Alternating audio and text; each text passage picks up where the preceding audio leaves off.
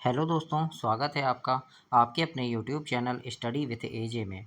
इसमें आज की वीडियो में मैं आपके लिए लेकर के आया हूँ आपकी कक्षा 7वीं की ये भाषा भारती हिंदी की पाठ्य पुस्तक है बच्चों। और इसमें आज की वीडियो में हम देखेंगे पाठ 7 नीति के दोहे। और ये आपकी नई बुक आई है। इसमें देखते हैं क्या क्या चीज़ें आपके लिए दी गई हैं, सारी चीज़ें इसमें हम देखेंगे। पार्ट 6 तक की वीडियोस चैनल पे करवा दिया है मैंने, तो उनको आप चैनल सब्सक्राइब करके उन वीडियोस को देखें, पढ़ें और समझें कि किस प्रकार से मैंने सारी चीज़ें उसमें आपको बताई है। आज हम इस पाठ में देखेंगे पाठ 7 नीति के दोहे। और इसमें जितने भी दोहे दिए गए हैं, ये दोहे और इनके हम अर्थ भी देखेंगे, है ना, कि इनके अर्थ क्या हैं, ताकि आपको बहुत अच्छे से ये सारी चीज़ें समझ आए। तो इनके सारे लिखित अर्थ भी मैं इसमें लेकर के आया हूँ, तो आप वीडियो में अंत तक बने रहिएगा और सारी चीज़ों को आप इसमें देखिएगा।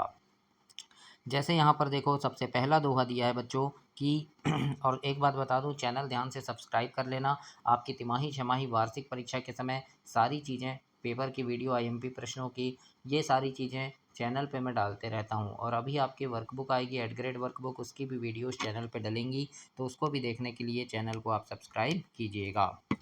जैसे सबसे पहले यहाँ कबीरदास जी के दोहे हैं। कबीरदास जी ने जो दोहे लिखे हैं वो 4 दोहे हैं, है ना, पहला, दूसरा, तीसरा और चौथा। जैसे पहला दोहा बोला है कि यह ऐसा संसार है जैसा सेमल फूल, दिन दस के व्यवहार को झूठे रंगी ना भूल। तो इसका अर्थ क्या होगा? तो इसका अर्थ देखते हैं हम क्या होगा। देखो, जैसे कबीरदास जी ने यहाँ पहला दोहा बोला था, हम यहाँ पर पूरे दोहे के लिखित उत्तर हम देखेंगे और इनके अर्थ भी हम जानेंगे। तो सबसे पहला दोहा यहाँ कबीरदास जी ने बोला है कि यह ऐसा संसार है जैसा सेमल फूल, दिन दस के व्यवहार को झूठे रंगी ना भूल। तो इसका अर्थ हम लिख सकते हैं, इसमें आप समझ सकते हैं बच्चों, और इसको कॉपी में भी आप नोट कर सकते हैं कि कबीरदास जी कहते हैं कि यह संसार सेमल के फूल की तरह क्षणभंगुर है। सेमल का फूल बहुत सुंदर दिखता है, लेकिन उसमें खुशबू नहीं होती और वह जल्दी ही सूखकर रुई बनकर उड़ जाता है। यह संसार भी केवल 10 दिन यानी थोड़े समय के लिए ही है। इसीलिए सांसारिक मोह माया के झूठे रंगों मतलब दिखावे में फंसकर अपने जीवन के मुख्य उद्देश्य को मत भूलें या नहीं भूलना चाहिए। तो इस प्रकार से पहला जो दोहा है आपका कबीरदास जी का, उसका अर्थ आप इस प्रकार से लिखेंगे बच्चों और ऐसे समझेंगे। आगे देखते हैं दूसरा। दूसरा दोहा आपसे आपके किताब में दिया है कि करता था सो क्यों किया, अब करी क्यों पछताए, बोया पेड़ बबूल का अम्ब कहाँ से खाए। तो इसका अर्थ देखते हैं हम कि इसका अर्थ क्या होगा। तो इसका अर्थ है कि मनुष्य जब गलत कार्य, मतलब बबूल का पेड़ को क्या बताया है कि मनुष्य जब गलत कार्य करता है तब परिणाम के बारे में नहीं सोचता, लेकिन जब बुरा फल सामने आता है तो पछताने का क्या फ़ायदा। कि जैसे बबूल के पेड़ से आम मतलब आम नहीं मिल सकता, वैसे ही बुरे कर्मों का परिणाम कभी अच्छा नहीं हो सकता, है ना। तो इस प्रकार से आपको दूसरे का अर्थ ऐसे लिखना है। तीसरा दोहा इसमें पूछा है, निंदक नियरे राखिए आंगन कुटी छबाए, बिन पानी साबुन बिना निर्मल करे सुभाए। अब इसका अर्थ हम देखते हैं। इसमें बताया गया है कि जो व्यक्ति आपकी निंदा मतलब आलोचना करता है, उसे हमेशा अपने पास रखिए, मतलब अपने आंगन में कुटिया बना कर रखें, अपने पास रखना चाहिए, है ना। वह आपके कार्यों की कमियां बताकर बिन पानी और साबुन के ही आपके स्वभाव को साफ और निर्मल कर देता है। तो इस प्रकार से तीसरा जो दोहा है आपका, उसका अर्थ ऐसे होगा बच्चों। अब हम देखते हैं चौथा दोहा। जो चौथा दोहा दिया है आपके पाठ में, उसका दोहा ऐसा है, अति का भला न बरसना, अति की भली न धूप, अति का भला न बोलना और अति की भली न चूप। इस प्रकार से ये दोहा है और इसका अर्थ होगा कि जीवन में किसी भी चीज़ की मतलब जो अधिक हो जाए, अति अत्यधिक हो जाए, है ना। तो जीवन में किसी भी चीज़ की अति अच्छी नहीं होती है। बहुत ज़्यादा बारिश या बहुत तेज़ धूप हानिकारक है, वैसे ही बहुत ज़्यादा बोलना या बिल्कुल चुप हो जाना भी गलत है। हम हर काम में संतुलन बनाए रखना चाहिए, यानी हमें हर काम में संतुलन बनाए रखना चाहिए, ज़्यादा बोलना भी नहीं चाहिए और ज़्यादा चुप भी नहीं रहना चाहिए, है ना। तो इस प्रकार से इस दोहे में बताया गया है। अब इसके बाद जो दोहे हैं वो किसके हैं? तो रहीम जी के हैं, है ना। किसके हैं? रहीमदास जी के हैं और फिर तुलसीदास। तो ऐसा हम पूरे दोहे इसमें देखेंगे और सभी के अर्थ हम देखेंगे।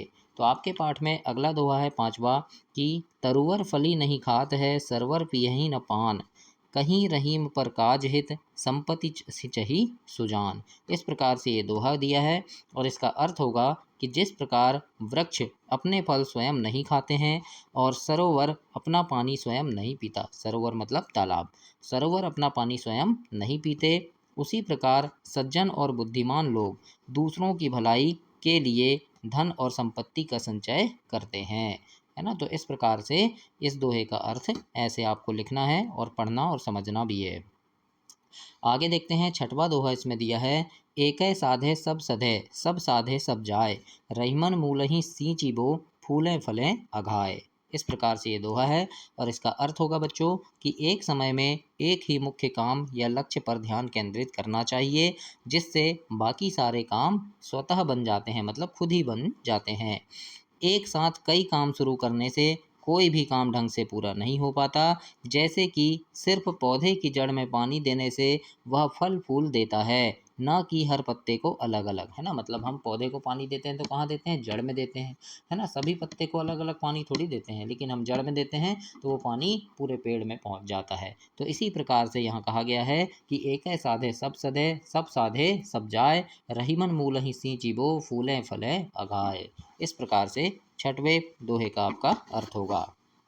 इसके बाद दोहा सातवां है और सातवें दोहे में बोला गया है, यहाँ बताया गया है कि बड़े बड़ाई ना करें, बड़े न बोलें बोल, रहीमन हीरा कब कहे, लाख टका मेरो मोल। इस प्रकार से ये दोहा है और इसका अर्थ होगा कि जो लोग वास्तव में महान या गुणी या बड़े होते हैं, वे अपनी प्रशंसा खुद नहीं करते और ना ही डींगे हाँकते हैं। जिस प्रकार हीरा अमूल्य होकर खुद कभी नहीं बताता कि उसका मूल्य लाख टके है, वैसे ही सज्जन लोग भी अपने मुंह से अपनी बड़ाई नहीं करते हैं। इस प्रकार से सातवें का उत्तर होगा। तो ऐसे आपको ये 7 दोहे लिखने हैं। इसके बाद अगला है तुलसीदास जी का दोहा है और 8वें दोहे में तुलसीदास जी ने कहा है, इसमें हम देखेंगे कि किस प्रकार से उन्होंने क्या चीज़ें इसमें हमें बताई है। तो 8वें दोहे में तुलसीदास जी ने कहा है कि तुलसी काय खेत है, मनसा भयो किसान, पाप पुण्य दो बीज हैं, बुवै सो लुनय निदान। इस प्रकार से ये दोहा है और इसका अर्थ देखेंगे। इसका अर्थ होता है कि इसका अर्थ है कि हमारा शरीर मतलब हमारी काया एक खेत है और हमारा मन किसान है, जो इस पाप पुण्य रूपी बीज जो इसमें पाप पुण्य रूपी बीज बोता है। जो व्यक्ति जैसा कर्म बोएगा उसे अंत में वैसा ही फल काटना पड़ेगा। इस प्रकार से तुलसीदास जी ने इसमें बताया है। इसके बाद 9वां दोहा देखते हैं। 9वां दोहा इसमें कहा है, मिथ्या माहुर सज्जन सज्जनाही, खलही गरल सम साँच, तुलसी छुअत पराई ज्यों, पादर पारद पावक आँच। इस प्रकार से ये कहा है और इसका अर्थ होगा कि सज्जन पुरुषों के लिए मिथ्या मतलब झूठ जो विष के समान है, जहर के समान होता है, मतलब कष्टकारी होता है, जबकि दुष्टों के लिए साँच मतलब सत्य जो है वो विष के समान होता है ना, असहनीय होता है। तो जिस प्रकार पारा आग की आंच पाते ही दूर भाग जाता है, उसी प्रकार सत्य और असत्य का स्वभाव भी परस्पर विपरीत होता है ना। तो इस प्रकार से यहाँ बताया है कि जो सज्जन पुरुष है उसके लिए झूठ जो है वो जहर के समान होता है, लेकिन जो दुष्ट है पापी है उसके लिए सत्य जहर के समान होता है। तो इस प्रकार से यहाँ अलग अलग चीज़ें उसके लिए बताया गया है। तो 9वें दोहे का इस प्रकार से अर्थ आपको लिखना है बच्चों। 10वां देखते हैं। 10वां दोहा इसमें लिखा है, जड़ चेतन गुण दोष में, विश्व कीन्ह करतार, संत हंस गुण गहहि पय, परिहरि बारी बिकार। अब इस दोहे का अर्थ हम देखेंगे कि विधाता ने इस संसार को जड़ चेतन अच्छे बुरे गुण दोष का मिश्रण बनाया है। जिस प्रकार हंस दूध और पानी के मिश्रण में से दूध ग्रहण कर लेता है और पानी छोड़ देता है, वैसे ही संत पुरुष केवल गुणों को अपनाते हैं और दोष को त्याग देते हैं। इस प्रकार से इस दोहे का मतलब बताया है। इसके बाद 11वां दोहा इसमें लिखा है, विद्या धन उद्यम बिना, कहूँ जो पावे कौन, बिना डुलाए ना मिले, ज्यों पंखा की पौन। इस प्रकार से ये बताया है और इसका अर्थ है, ये वृंद के दोहे हैं और इसमें कहा है, कवि वृंद कहते हैं कि बिना परिश्रम के कोई भी विद्या रूपी धन प्राप्त नहीं कर सकता है। यह बिल्कुल वैसा ही है जैसे हाथ वाले पंखे को बिना हिलाए डुलाए उसकी हवा प्राप्त नहीं की जा सकती, इसीलिए सफलता के लिए प्रयास अनिवार्य है। है ना। तो ऐसे वृंद ने बताया है। और 12वां दोहा है, करत करत अभ्यास के जड़मति होत सुजान, रसरी आवत जाते सिल पर परत निशान। और इसका अर्थ होगा बच्चों कि निरंतर अभ्यास करने से मूर्ख या मंद बुद्धि व्यक्ति भी चतुर और विद्वान बन सकता है।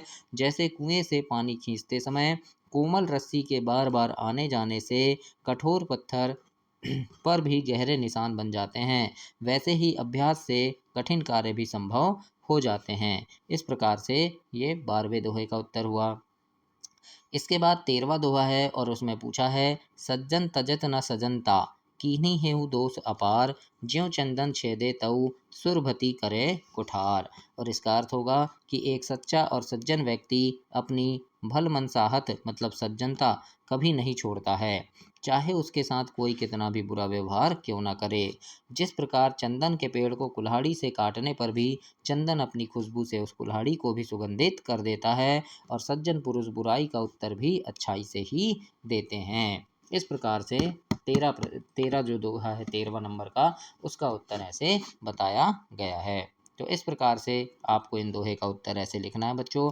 और आगे हम अभ्यास प्रश्नों के उत्तर भी देखेंगे। और इसके बाद कुछ चीज़ें और दी है, जैसे पहला इसमें लिखा है, कल से पानी गर्म हो चिड़िया ना आवे दूर, अंडा ले चींटी चले तो बरखा भरपूर। अब इसका अर्थ देखते हैं। इसमें लिखा है, ये कहावत है ना, तो इसका अर्थ देखेंगे कि इस कहावत में कहा गया है कि जब कलसे का पानी गर्म हो, चिड़िया धूल में नहाए और चींटी अंडा लेकर चले तो भरपूर वर्षा होने की संभावना रहती है। इस प्रकार से पहला जो ये कहावत है उसका उत्तर ऐसे आपको लिखना है, उसका अर्थ लिखना है। और दूसरा है, मैदे गेहूं ढेले चना। इस कहावत का उत्तर होगा कि इस कहावत में कहा गया है कि मैदे की तरह बारीक मिट्टी में गेहूं और ढेलेदार मिट्टी में चने की फसल बोने से पैदावार अच्छी होती है। इस प्रकार से ऐसा इन कहावत का उत्तर बताया है। तो ऐसे अपनी आप कॉपी में इनके उत्तर लिख सकते हैं, इनके अर्थ लिख सकते हैं और इसे याद भी कर सकते हैं बच्चों। तो इस प्रकार से ये सारी चीज़ें इसमें बताई गई है।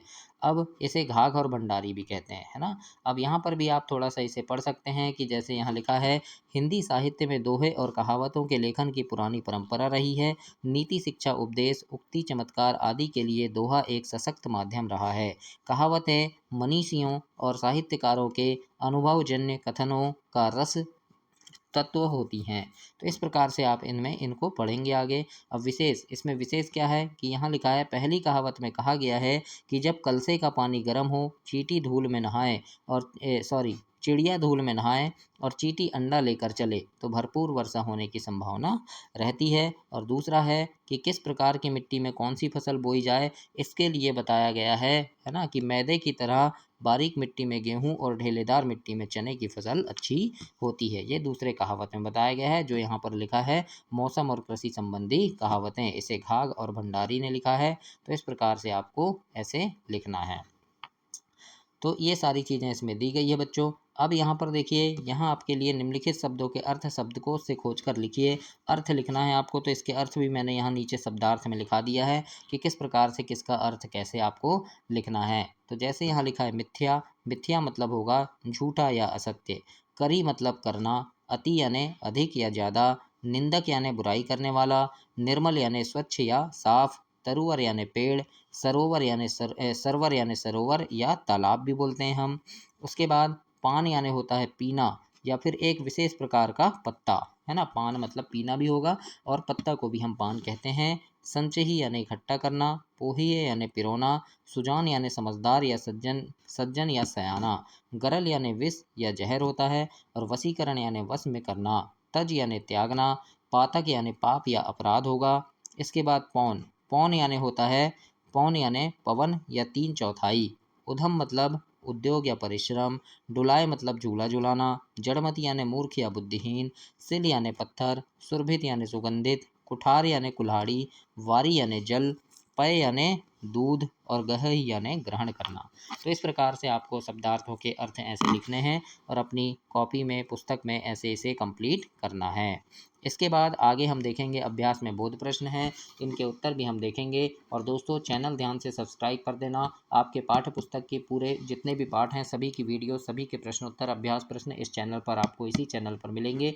परीक्षा के समय आपके IMP प्रश्नों की वीडियो, सारी चीज़ें इस चैनल पर मिलेगी। पेपर की वीडियो और एड ग्रेड प्रश्नों की वीडियो, आपकी मीन्स कम मेरिट परीक्षा होती है, ओलंपियाड परीक्षा होती है, उन सभी की वीडियोस इसी चैनल पर मिलेगी।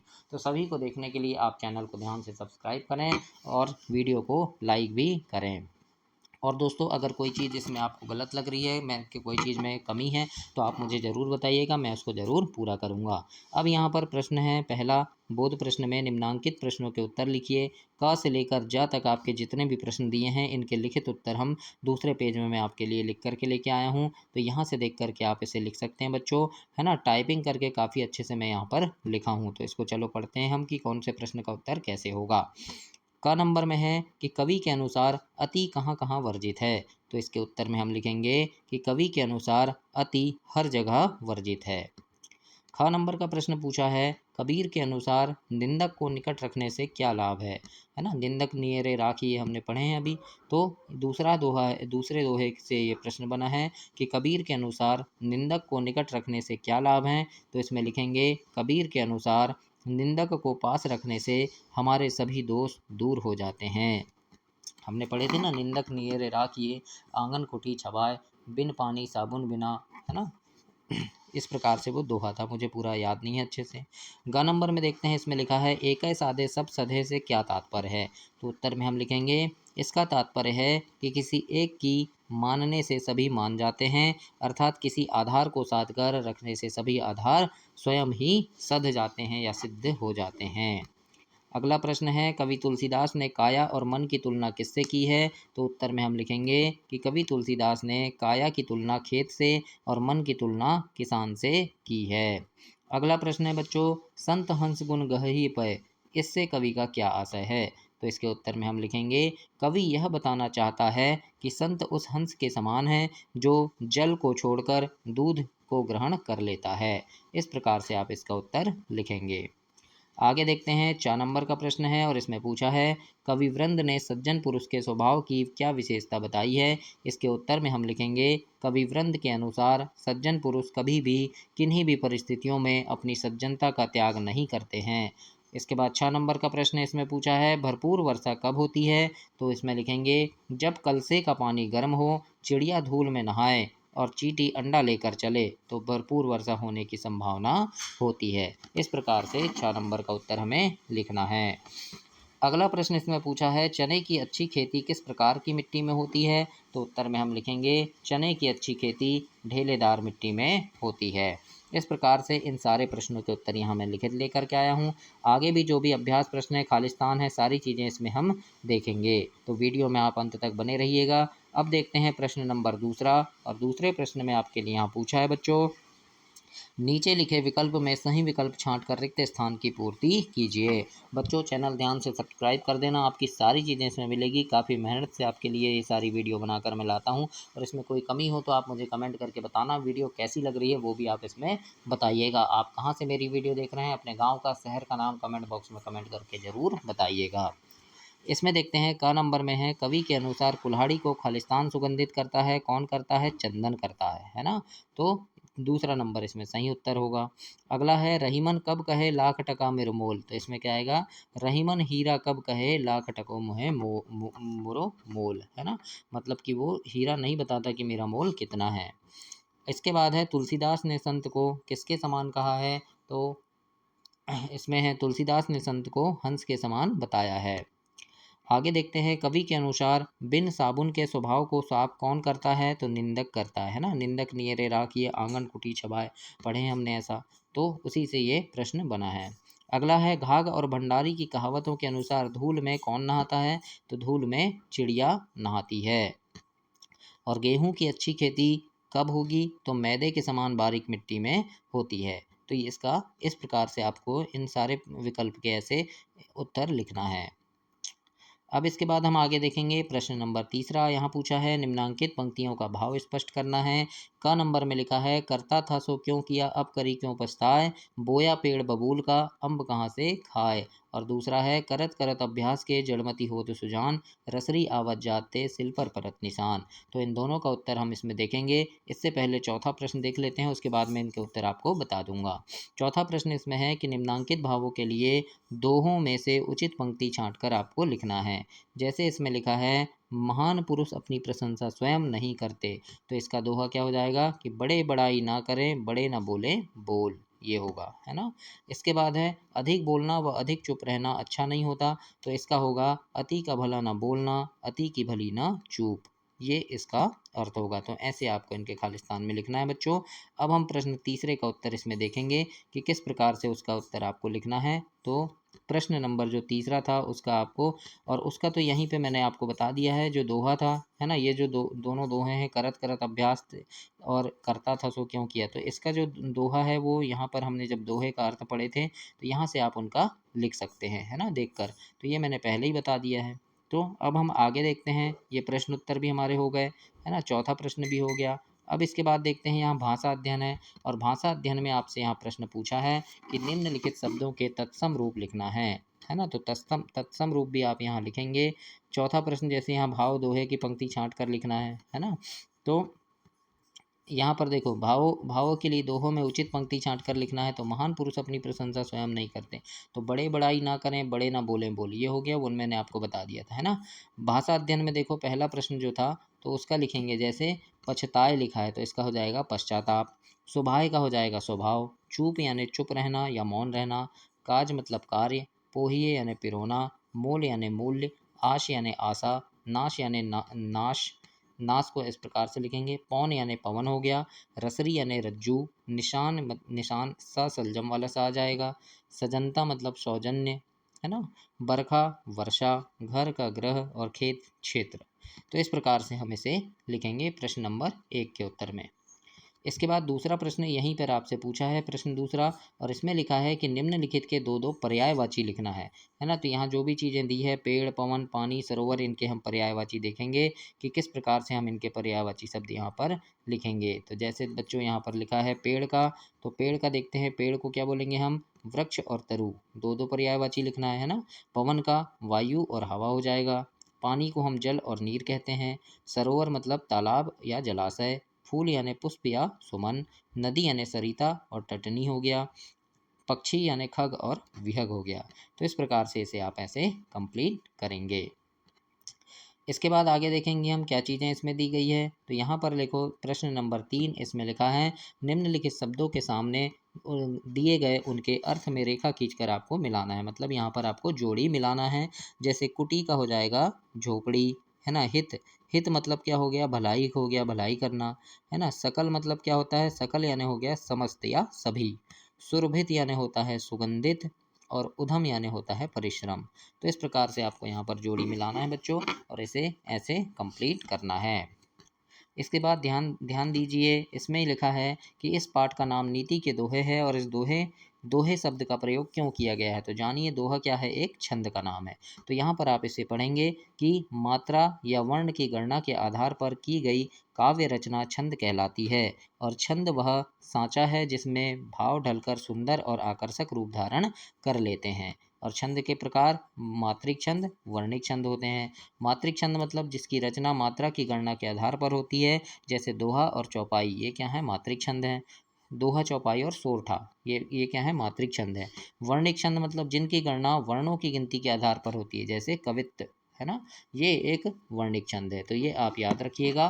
तो इस प्रकार से यहाँ दिया है, और नीचे योग्यता विस्तार दिया है बच्चों। इसको आपके शिक्षक जब आपसे कोई कार्य करवाएंगे या बाल सभा के समय में, है ना, या प्रोजेक्ट कार्य के समय में, इन सारी चीज़ों को आपको करवाएंगे योग्यता विस्तार में। और नीचे एक लाइन लिखी है बच्चों कि नम्रता प्रेम पूर्वक व्यवहार तथा सहनशीलता से मनुष्य तो क्या देवता भी वश में हो जाते हैं। ये अनमोल वचन है आपके लिए, इसको आपको अपने जीवन में ढालना है, जीवन में उतारना है। तो इस प्रकार से ये आपका पाठ 7 समाप्त हुआ। अगली वीडियो में हम विविध प्रश्नावली देखेंगे, पाठ 8 भी देखेंगे। तो उसके लिए आप तैयार रहिएगा, और इस वीडियो को अपने दोस्तों तक शेयर कीजिएगा। सारी चीज़ें आपके लिए इसमें मैं लेकर के आया हूँ। एट ग्रेड वर्कबुक की वीडियो भी चैनल पर डली हैं, तो उसको भी देखने के लिए आप चैनल सब्सक्राइब कीजिए। धन्यवाद बच्चों।